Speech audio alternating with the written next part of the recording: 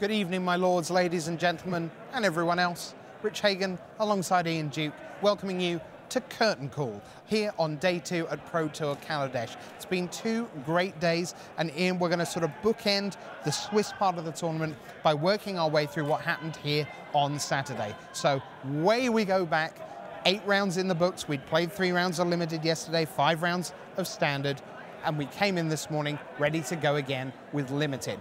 What happened?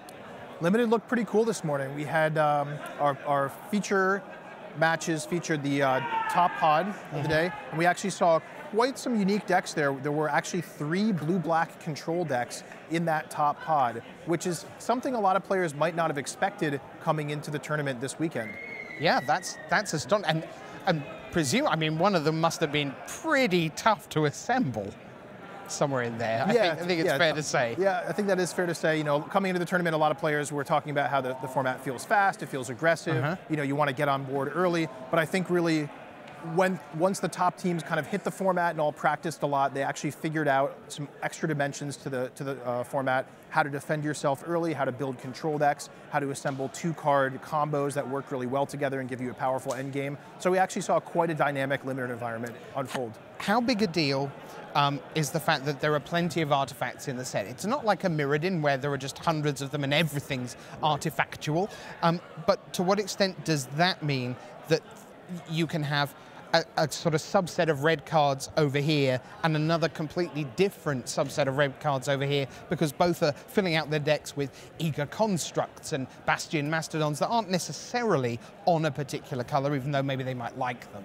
Yeah, it certainly adds a lot of texture to the environment. One of the things that it does allow you to do is stay open in the draft a little bit longer. So we see a lot of players gravitating, when it's a close decision, going for a colorless card over a colored card, so they can wait and see what the people around them are doing and have better information when they decide which colors to go into. Certainly a soundbite that I heard a lot from you and Luis and Marshall and Gabby and people in the booth was, okay, we're at the end of pack 1, basically blue, for example, and then, well, there's a couple of okay green cards, maybe a couple of white cards, but honestly, all we really know is they're blue, and we'll see what they open in pack 2. And you were even saying that people were open going into pack 3 sometimes, and that doesn't often happen, and that has to be part of the impact of the artifacts. Yeah, we actually watched a draft with Eric Froelich where he really prioritized mana fixing early on. He was picking up prophetic prisms, a cultivator's caravan, maybe an attune with the ether. And what that allowed him to do is just stay open, and whatever bombs he opened later on in the draft or whatever he happened to get past, he could just adapt to that and kind of navigate his way through, picking up all those goodies along the way. Well, we had in total 6 perfect drafters. There were 50+ players who went 3-0 yesterday, but how many of those would run it back and go 3-0 today? This is the true elite of the drafting class of Pro Tour Kaladesh. So we wanted to give a shout out to these 6 players. Let's show you our 6-0 drafters here at Pro Tour Kaladesh, if we can, and we'll bring those up for you. We have Martin User of the Czech Republic. He is one of our 6-0 drafters. We have Raphael Levy of France. There you see him on the right of screen, 6-0, and Matt Nass. Now, he eventually went on to make the top 8, so those 3, all perfect records. Let's move on and show you our other 3 perfect drafters here on day 1 and day 2. Donald Smith there, not looking super happy in the feature match area, but a great job by him. Owen Turtenwald, the #1 player in the world, just demonstrating why. And someone who is known more for constructed than limited, but Travis Wu was following him along on Twitter as the weekend went on, and he monstered his way through drafts. So congratulations to Wu, Turtenwald, Smith, Levy, User, and they're the 6 drafters who made it all the way to a perfect 6-0 record. So what about, Ian, a card of the day? Give us something in limited that really shone. Okay, so I'll tell you about my favorite match of limited from this morning, and that was my brother Reed against Shota Yasuoka. They were both playing base blue-black control decks, both at that first pod that I was telling you about earlier, and they both had bananas decks in terms of like all kinds of rares flying about, all kinds of powerful endgame things, and the card that made the biggest impact in that match and actually throughout the draft was Saheeli's Artistry. Right, so our card of the day is Saheeli's Artistry. If you're not familiar with it, you've been missing out. Let's take a look. There you see Saheeli's Artistry. You can choose one or both, so you can copy an artifact, or you can copy a creature, or you can just do both. And it turns out that there are some artifact creatures in the set here. That's right. So we all know Clone is a fantastic Magic card. For 6 mana, cloning 2 things is awesome. And what's really cool about this card is if you have an artifact creature, like perhaps a Gear Hulk, you can target both modes on the same creature and copy that same creature twice. And we actually got to see Shota do that to Eric Furlick in round 1. Where he double copied a Noxious Gear Hulk. That's a lot of value. A lot of value, a lot of value. It's disgusting. That's what it is. It was wonderful to behold. And you've got to feel great when, you know, sometimes, because I've been inside R&D with you guys and girls, and, you know, sometimes a card like Saheeli's Artistry is plucked out of a Tuesday morning design meeting in the rain, right? And so when that X months or even years later comes to the center stage of the Pro Tour and delivers triple Noxious Gear Hulk, you've got to feel fantastic about the job you do. Yeah, I mean, absolutely. And actually, a fun fact about Saheeli's Artistry is actually one of the oldest cards in the set. It's from way, way back in the early period of design. And it's a card that just kind of like, I don't want to say it's perfect because, you know, perfect is a high bar, but it was just an awesome card that people really enjoyed all throughout the process, throughout the limited environment. It makes for really fun moments. I mean, it's not every day you get to combine a rare with a mythic rare into an awesome combination like that. It was astonishing TV. Fantastic stuff. All right, so that was the shape of Limited, and our card of the day was Saheeli's Artistry. For our player of the day, well, this was easy. Coming into the day, Makis Matsoukas of Greece was at 7-1, doing very nicely, thank you. Terrific start to his first ever Pro Tour, but realistically, a lot of players like that, they kind of just tumble away, just lose a couple of close ones somewhere down the stretch, and then they end up at 10-6 or 11-5. Not Matsoukas. He is your #1 seed in the top 8 tomorrow, and he is waiting for us with Brian David Marshall. Rich, you keep saying playing in his first Pro Tour. That can't possibly be correct. Please tell me he's wrong here. This is not your first Pro Tour, right? It is. So, Rich is always right. Always right.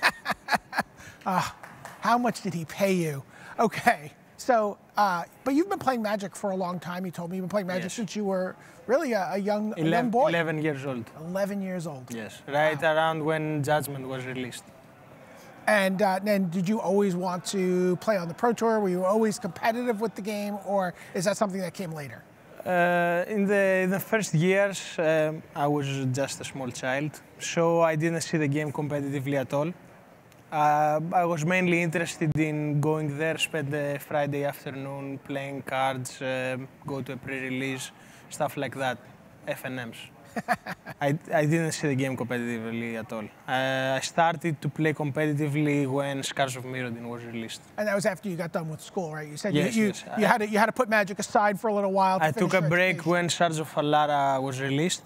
The last tournament I played was Shards of Alara pre-release, and then I played again in Scars of Mirrodin.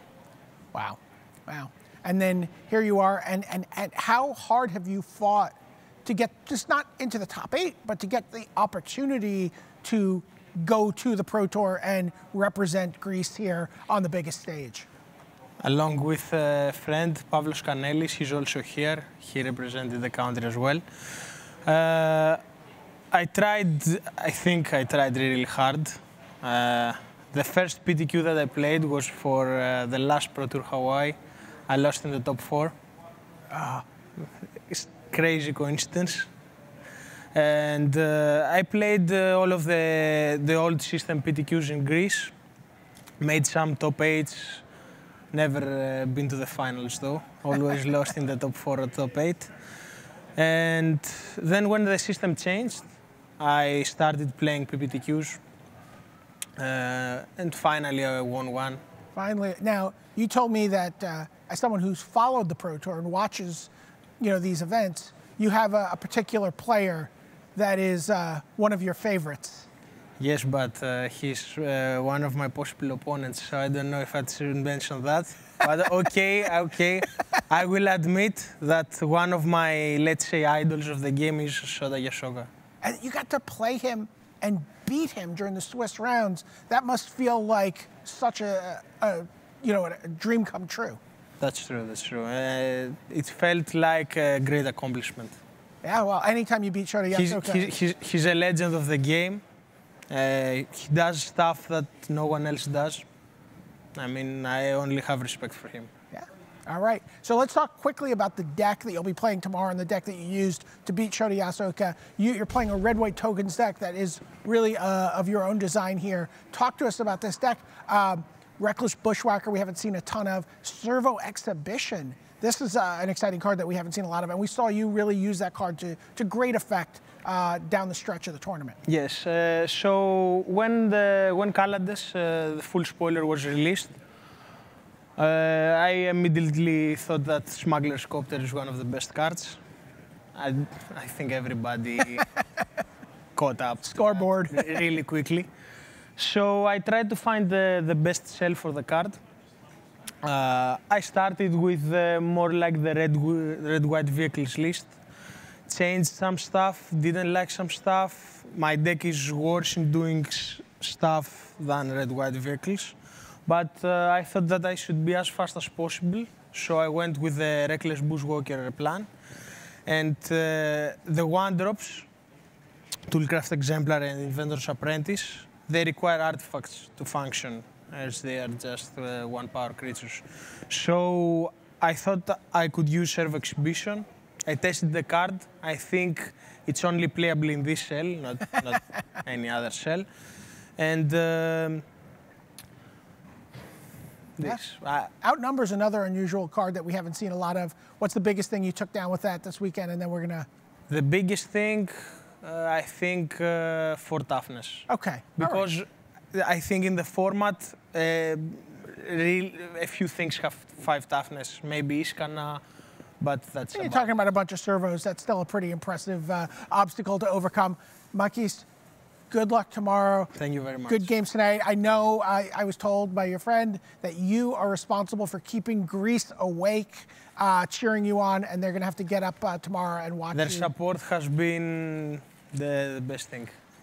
The best thing. Congratulations. Thank you. Good games tomorrow. Thank you. What a special guy. That's fantastic. What a tremendous, tremendous story. Wow, can't wait to see him in action tomorrow. Ian, let's turn our attention to Constructed. Let's talk about a deck of the day. Now, we try and get as many deck texts through as we possibly can, but we can't do everyone, and especially when there's a little language barrier. So who have you chosen for the deck of the day? I've got to go with Shota Yasuoka's Grixis Control. All right, so let's take a look. Put that up on your screens at home. This is the deck that Shota Yasuoka piloted to the top 8. So what's going on here? Ian will be seeing a lot more of this tomorrow. So it's a blue-red based control deck, splashing a little bit of black for unlicensed disintegration. And I really want to think of it as a Torrential Gearhulk deck, because that's probably the most important new card that enabled this deck here as well. It's kind of blending together some of these spell-based synergies in Kaladesh and the spell-based synergies in Shadow's block. We see Thing in the Ice here has been, kind of a fringe card in Standard for a little bit here, but really leveraging the power of that, plus Torrential Gearhulk, plus all of these extremely well metagamed choices of instants and sorceries that he has access to here. So one is I want to call out, he's got plenty of cheap removal here in Galvanic Bombardment and Harnessed Lightning, as well as some counter spells, which have proven really, really effective against the Aetherworks Marvel deck, and even a main deck copy of Ceremonious Rejection, which really shows his respect for all of the artifacts in the format, as well as the Eldrazi. All right, great stuff. So that's Shota Yasuoka. His Grixis Control is our deck of the day. Now, Brian David Marshall, you were responsible for curating our match of the day, and in some sense it could have been fairly easy because you just go, what did Shota play every round? Because they were so good. But you've actually gone somewhere slightly different in the constructed rounds. Who have you gone with? Yeah, this was a match between two former teammates, maybe future teammates again, but Pierre Dejean, our top 8 competitor, was playing against Oliver Pollock-Rotman, and it was a matchup where Pierre really had to navigate some pretty tricky waters. He had 2 Dynavolt towers. He also had a Nebulous of the Frost, which was his, not a main deck card, but really the most valuable card for him throughout the weekend. If you get a chance to watch this match, you absolutely want to see his deck in action. We'll be watching him tomorrow. Right, now this is round 13, so you can check that out on twitch.tv. /magic. And credit to Pierre Dejean for following a joke all the way full circle. We did an interview afterward, and he was talking about the struggle of the two towers that he had in play, and then he was talking later about the Nibelus of the Frost, which we referred to as the return of the king. And then when I was talking to him after he finally won his last match to clinch the top 8, I said, congratulations, and he's like, yes, it was an unexpected journey. That's very good. I mean, those jokes are pretty funny in French, but doing it in English, that's very good stuff. All right, so we're almost done.